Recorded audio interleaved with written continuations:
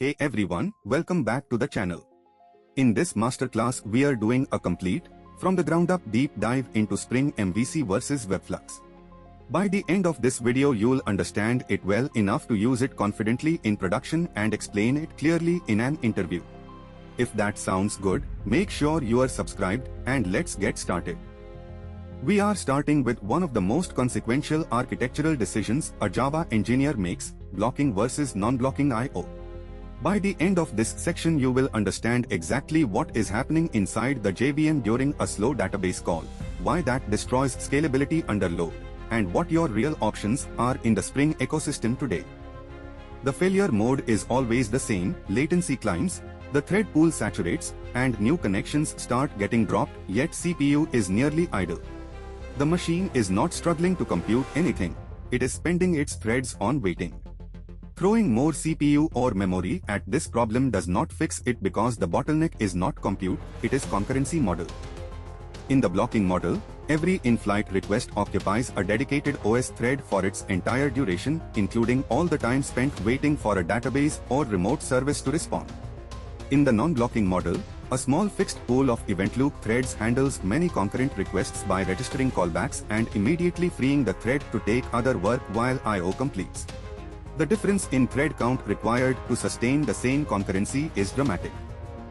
Quick pause: if this is useful so far, drop a like, subscribe for a new masterclass every week, and share it with a teammate who would find it useful. Now, back to it. Spring MVC has powered the vast majority of Java web applications for nearly 2 decades, and for good reason. The thread per request model maps naturally to how developers think about sequential logic. The problem surfaces at scale. With a 200 thread pool and an average I/O wait of 500 milliseconds, your maximum theoretical throughput is only 400 requests per second, no matter how fast your CPU is. Every line of this controller that touches I/O parks the handling thread in an OS wait state. The thread is alive, consuming memory, sitting in the thread pool's active count but doing absolutely nothing productive. When you have hundreds of these requests in flight simultaneously, you exhaust the pool and new requests begin queuing or getting rejected. WebFlux replaces the blocking servlet model with a reactive pipeline built on Project Reactive. The event loop never blocks, it registers interest in an I/O operation, releases the thread, and picks up processing again when the OS signals completion. The payoff is that a handful of threads can sustain tens of thousands of concurrent connections. The trade-off is that your entire stack, database driver, HTTP client, everything must also be non-blocking, or you reintroduce the exact problem you were trying to solve. The reactive version returns a mono, a promise of a single value, and composes the two I/O operations declaratively. No thread is held while waiting for either the database or the inventory service to respond. The zipwith operator runs both calls and merges results when both complete. The logic is equivalent to the blocking version, but the concurrency characteristics are fundamentally different. Java 21 introduced stable virtual threads, and they fundamentally shift this conversation. When a virtual thread blocks on I/O, the JVM unmounts it from the underlying OS carrier thread, which is then free to run other virtual threads. You keep the familiar sequential programming model of Spring MVC, but the runtime behaves like a non-blocking system under load. For most standard CRUD microservices, virtual threads with Spring MVC will be the right answer going forward, reserving WebFlux for cases where you genuinely need reactive stream operators or backpressure semantics. Before a single line of code appears, we need to lock in the mental model that holds everything together. This is the most misunderstood topic in the Spring ecosystem, and if the foundation is shaky, every benchmark, every code sample, and every Stack Overflow answer will mislead you. In Spring MVC, one thread owns a request from arrival to response. While your application waits on a database query or a downstream HTTP call, that thread is parked, doing absolutely nothing. When the result arrives, the thread resumes. The direct consequence is that your maximum concurrency equals the number of threads in your pool. In Spring WebFlux, a thread receives a request, registers what to do when data arrives, and immediately picks up the next request. It never waits. When a database responds or a downstream service answers, the reactive runtime fires the registered callback and continues the work. A small number of threads can therefore juggle thousands of concurrent in-flight requests. The Spring MVC model shows each request locking a dedicated thread for its entire lifetime and a third request stalling when the pool runs out. The WebFlux model shows multiple requests flowing through a single event loop thread, with callbacks resuming work asynchronously as I/O completes. No thread ever sits idle. This is the point that trips up the most developers. WebFlux is not a speed upgrade for individual requests. On a quiet server with one request hitting one database, both frameworks return in roughly the same time, and WebFlux is actually slightly slower due to its additional orchestration. The gain is in how the system scales when hundreds or thousands of requests are simultaneously waiting on I/O. Picture a restaurant. A Spring MVC waiter takes an order and then stares at the customer until the kitchen delivers the food, serving no one else in between. A WebFlux waiter drops the order at the kitchen window and immediately walks to the next table. When the kitchen bell rings, the food gets delivered. Same 10 waiters, radically different table throughput when the kitchen, your I/O, is the bottleneck. Spring MVC is the right default for most teams. It is easy to read, easy to debug, and works natively with JDBC, JPA, and 3 decades of Java tooling. Choose WebFlux when requests spend the majority of their time waiting on I/O and you need to serve high concurrency without proportionally scaling threads.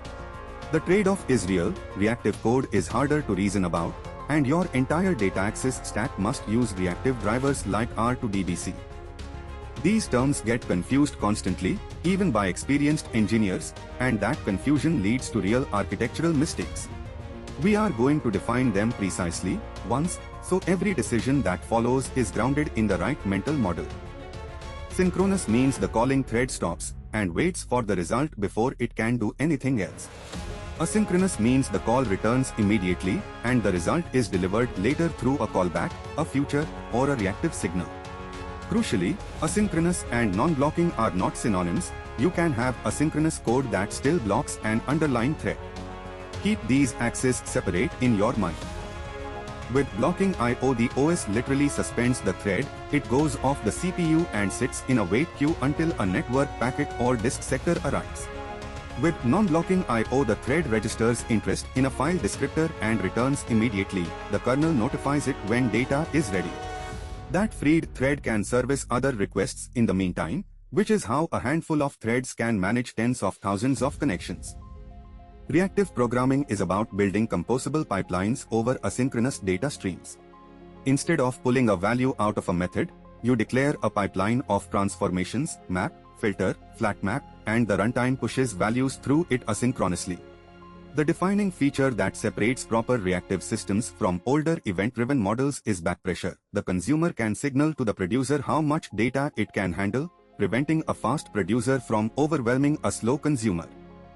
Without backpressure, a producer emits as fast as it can and items pile up in a buffer until the heap explodes. With backpressure, the consumer tells the producer exactly how many items it is ready to receive a demand signal. The producer respects that number and holds back. This is the core contract defined by the Reactive Streams specification and implemented by both Project Reactor and RxJava 2 and later. Project Reactor, the library that powers Spring WebFlux, exposes to publisher types. Mono represents a single asynchronous value or an empty result. Think of it as a reactive optional or a reactive completable future. Flux represents a stream of 0 to many values, potentially infinite. Both are completely lazy. Declaring a mono or a flux does nothing. Execution only begins when something subscribes, which means pipelines can be assembled, passed around, and reused without side effects. This code illustrates the laziness contract. The mono pipeline fetching a user by ID, mapping it to a DTO, and falling back to an error on empty result does not touch the database until something subscribes. The Flux pipeline filtering active orders and taking only 10 also sits idle. Only the explicit subscribe call at the bottom triggers execution, wiring the 3 callbacks for next, error, and completion signals. Netty, and by extension WebFlux's default runtime, uses an event loop model. A small number of threads, typically one per CPU core, each run a tight loop processing I/O readiness events from a selector. When a handler runs on one of these threads, it must complete quickly and without blocking. If a handler blocks the thread, even for a database call, every other connection waiting on that same event loop thread is frozen. This is why mixing blocking code into a reactive pipeline is not just inefficient, it is catastrophically wrong. The thread per request model in Spring MVC assigns one thread to each in-flight request, and that thread stays blocked on I/O for most of its lifetime. The event loop model in WebFlux assigns no thread to a request between I/O operations. A single event loop thread interleaves progress across many requests, handing off to a non-blocking I/O layer and picking up the next ready event. The difference in thread count under high concurrency is the entire reason WebFlux can sustain far more simultaneous connections with far less memory. Before we can meaningfully compare Spring MVC and WebFlux, we need to build a precise mental model of what blocking, non-blocking, asynchronous, and reactive actually mean. These terms get used interchangeably, and that imprecision leads to real architectural mistakes. Let us fix that now. When a thread calls a blocking operation like inputstream.readd, the OS suspends that thread entirely until data is ready. The thread occupies memory and a stack but performs zero useful work. It is a zombie holding a resource slot. Non-blocking inverts this contract. The thread registers interest in a channel and returns immediately, continuing to do useful work. When the OS signals that data has arrived, a thread, possibly a different one, handles it. The thread is never suspended. These two axes, synchronous versus asynchronous, and blocking versus non-blocking, are independent, which gives us four combinations. The dangerous trap is the third, async but blocking. Wrapping everything in completable future looks modern, but if anything in that chain calls .get, a thread is blocked and you have gained nothing. WebFlux targets the fourth combination, truly async and truly non-blocking, where no thread ever sits idle waiting. Reactive programming is built on three pillars. First, data streams, a list of database rows. An HTTP response body, a WebSocket connection, all are modeled as streams. Second, propagation of change, you declare what should happen when an item arrives, rather than calling to check. Third, and most critically, backpressure, the mechanism that lets a slow consumer tell a fast producer to slow down. Backpressure is what separates reactive streams from plain callbacks and promises. Consider streaming 1,000,000 rows from a database. Without backpressure, the producer fires all 1,000,000 items into memory immediately. The consumer cannot keep up, the heap fills, and you get an out-of-memory error. With backpressure, the consumer calls request 100, receives 100 items, processes them, then requests another 100. The consumer controls the flow rate. In reactive streams, this is a formal, standardized protocol, not an informal convention, and it is the feature that makes the whole paradigm production safe. The entire reactive streams specification is expressed in 4 Java interfaces. Publisher has a single method, subscribe. Subscriber has 4 lifecycle callbacks. OnSubscribe is always called first to hand over the subscription, OnNext delivers each item, OnError signals failure, and OnComplete signals the stream is exhausted. These 4 callbacks form a strict protocol. OnNext cannot be called after OnError or OnComplete. Subscription is where backpressure lies. The subscriber calls request N to signal it is ready for up to N more items, and cancel to stop the stream entirely. Processor is simply an interface that extends both subscriber and publisher, making it a transformation stage in a pipeline. It consumes items of type T and produces items of type R. Everything in the reactive ecosystem, Reactor, RxJava, akka streams, implements these 4 interfaces, which is why they are interoperable. Since Java 9, identical interfaces live in java.util.concurrent.flow in the JDK itself. We are going deep now, past the API surface and into the machinery. We will trace every hop an HTTP request makes inside Spring MVC, understand exactly where threads block, and see why Project Reactor's lazy pipeline model is a fundamentally different execution model. Project Reactor is the reactive library that powers WebFlux. It gives you 2 publisher types, mono for a single optional result and flux for a stream of results.